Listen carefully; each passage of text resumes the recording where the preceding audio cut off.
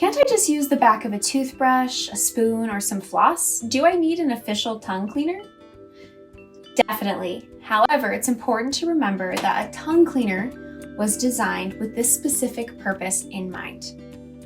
It was designed to apply gentle, even pressure and to get into all of the little nooks and crannies of your tongue.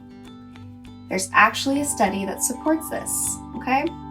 They compared a tongue cleaner to a regular old toothbrush, and you know what they found?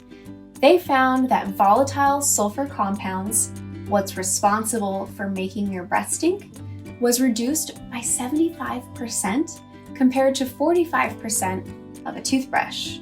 Wow. So, all in all, the tongue cleaner is really easy to use and it gets the job done. Why wouldn't you use a tongue cleaner?